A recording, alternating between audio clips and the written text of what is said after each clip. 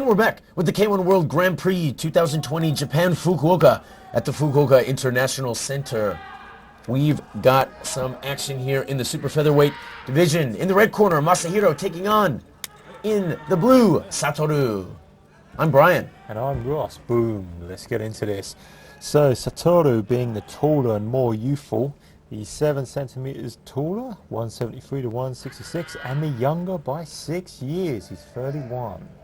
That's right, Masahiro Yamamoto, very famous for his days fighting in It's Showtime over in Europe. A fast, legendary fighter known for his speed. There's such a huge gap in kickboxing records here. We have 47 wins for Yamamoto and only 3 for Sato. Yeah, that's right. Especially being the slightly younger guy here, SATORU Nariai probably has to be a little bit starstruck. Masahiro was quite a famous fighter back in his heyday, so it's kind of like getting to fight the legend.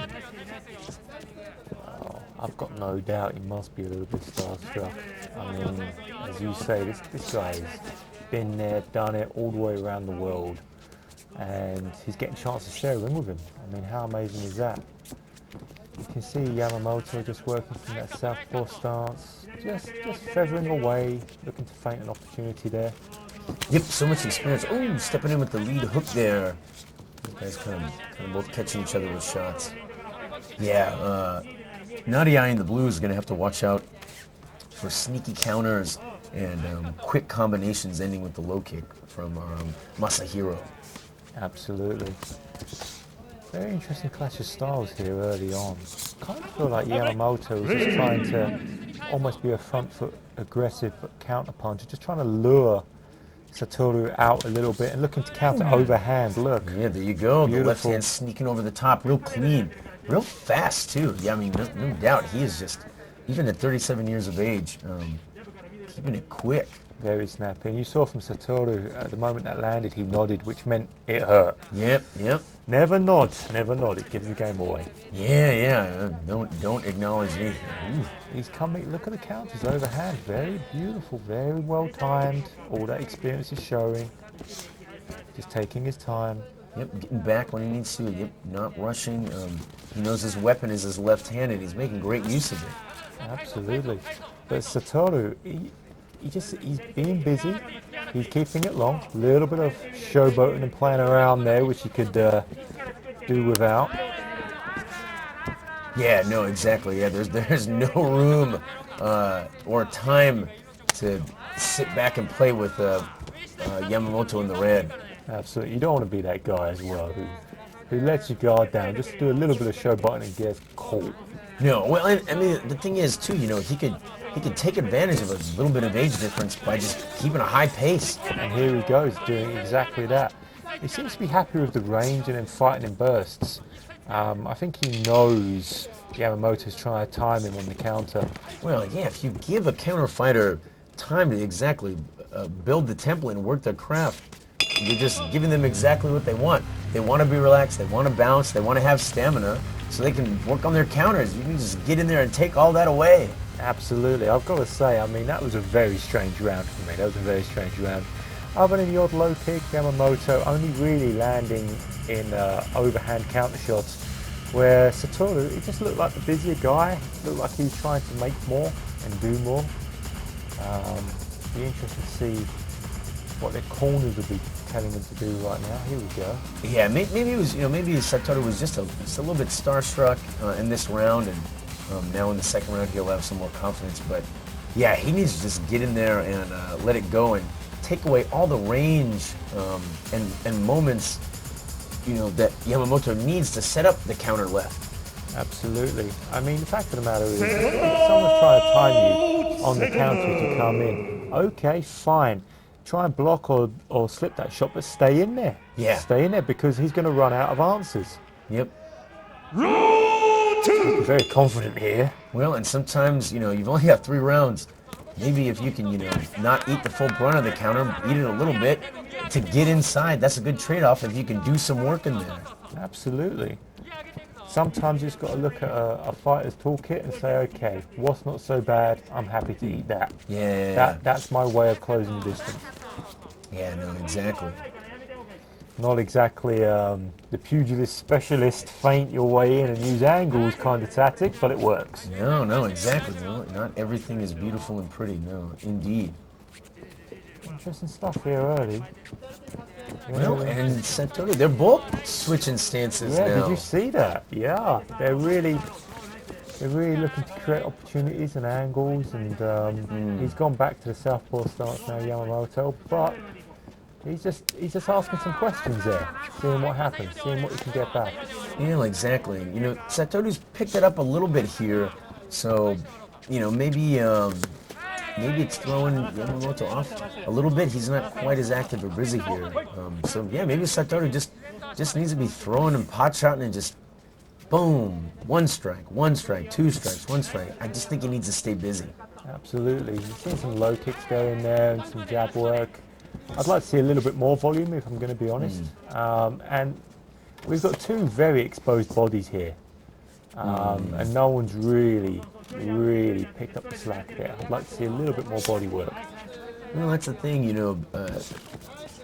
Masahiro, you know, such a legendary, amazing fighter. But yeah, he's kind of just chosen to go with one weapon, and he's not doing much work elsewhere. Absolutely not. Nice to see him. He just sent a shot down there to the midriff, which was nice to see. But not much on it. Not much on it. Here we go. More straight work here from Satoru. Yeah. And he's getting a bit more busy, a bit more eye-catching. Yeah, if you focus too much on those single punch counters, you know, you're not doing the work to the body. You're not helping yourself out later in the fight. Absolutely You not. kind of are betting on just a stunning hard finishing blow, and it's not always worth it. Putting all your eggs in one basket like that is it's a dangerous strategy. It's a dangerous strategy. And coming into the last 30 seconds here of round two, I don't know, this is not so much happening. Satoru's staying busy or not really landing anything clean, but Yamamoto not really connecting with the counter much in this round either. No, Yamamoto, I'd expect more from him at this point with his wealth of experience. Yeah. To know right now this is where he's got to start turning up the heat. You know, and in fact, Satoru, you know, just with the volume here, landing a shot Yeah, there. he's landing. For me, Satoru's doing the better work at this point. Yeah, I hate to say it, it's true. Yeah, he's you know, he's got nice range. He's using it. He's using the straight shots well. He's not fearing the counter. He's still getting engaged, and he's just moving it as he does. Yamamoto, he's a one-trick pony right now in there. His corner's got to tell him he's got to start changing it up. He's got to start putting more work rate in and a variety of shots. No, yeah, you're absolutely right. Well, and, you know, you're coming into the third round here where really, you know, Yamamoto hasn't done much body work. He hasn't really worked the leg. Hasn't really hurt Satoru or inflicted much damage that'll pay dividends here in the third round. So he's kind of put all his eggs in one basket and got not much to show for it at this point. Absolutely. We've all been there. We've all gone down the wrong path. But he's got a round here to figure out. Yeah. He's a few steps down the wrong path, and he's got to change it. He's got to change direction. Stop being the front foot counter punch. Stop trying to force Satoru to throw and come over the top. Get aggressive. Get into his chest. Okay.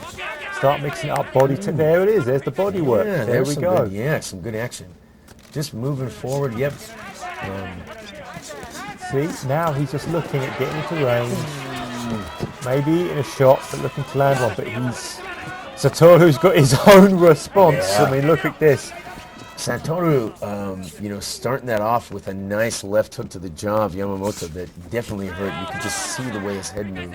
Yeah, it's that kind of stiffening up of, ooh, I'm going to know about that in the morning. There's a breakfast full of ice cubes waiting for me. Oh my gosh. Well, and not that Satoru looks particularly, you know, not super technical on the inside, but he lets his hands go. He does. And that's like 90% of the equation sometimes. And right now, I'd say it's enough. I mean, Yamamoto, He's gone quiet here. He started the round well. He's gone quiet here, and he's not looking to close the range as he was at the start. He needs to start closing that range again. He needs to get in close and start letting his hands go. You know, well, and yeah, I think Yamamoto would be happy if Satoru would just engage and commit a little bit more, but it kind of throws his game off because Satoru will throw 1 or 2 shots and then kind of back up and throw it. He's not giving Yamamoto much to work with counter-wise. I'll tell you what, did you see the shot Satoru landed there? It looks like to me he's tested the power of Yamamoto and it hasn't got his respect. Yeah, and he's looking for a bit of a finish here. He's maybe this is it. Yamamoto felt Satoru's power early and it just put him a little bit on the defensive. Ooh, there's a nice little hook there, but just, is it too little too late? 1 minute left, and, you know, Masahiro Yamamoto is going to have to land something big. Nice body kick. I'm seeing survival mode from Yamamoto right here. And Satoru sensing that and wanting to up the work rate here. Yeah, just not a lot of damage, not a lot of power on those strikes. And yeah, Satoru just kind of wade in through them if he wants. Absolutely. He's coming in behind those straight shots. And not afraid to chuck his shots when he's in there. Look at this. Yamamoto's looking just to get close to clinch. He's gone down. He's gone down. There it is. There it is. Not sure what landed there, but something buzzed him. Yep. He was lucky that's the end of the round. He's been saved by that bell. Yeah. I don't know if it was a body shot or, yeah, it looks like it was, though. I think it was. Look at the way he's committed to the body. Oh, look at the face, the grimace. Yeah, he got buzzed. That's pain. At that age, body shots really take their toll. They echo through your soul. Well, and, you know, with over 80 fights on his record, I'm sure Yamamoto has been here before, but just an unfortunate turn right there at the end of the round, because that pretty much solidifies it as far as the turnout. I think you're right. I think Satoru, maybe he's got a bit more snap in those shots than we realise. Yeah. Yamamoto was just in survival mode and got caught. Yeah, no, that was a very nice body shot. He turned him in the corner and boom, dug downstairs. It's the live up. Not sure what that little hammer fist at the end was about, but 30対28青成合ジャッジ梅田30対28青成合ジャッジ豊永30対27青成合以上判定3対0をもちまして勝者青コーナーSATORU Nariai. The man with only 3 fight wins just defeated the man with 47. yeah, you know, tough tournament events, you know, right at the end there, but they're really, I think just, unfortunately, Yamamoto hadn't really done enough probably to secure a win either way. I think Satoru really did get his respect early. There must have been a significant blow early on that put him into counter-punch mode. He really didn't want to come out of it. He didn't want to do what he knew he had to do. No, and he had, you know, Yamamoto had some great moments and showed some good speed and was slick in that first round with the left hand, but just not, you know, just in the end, not getting enough respect, not getting enough damage.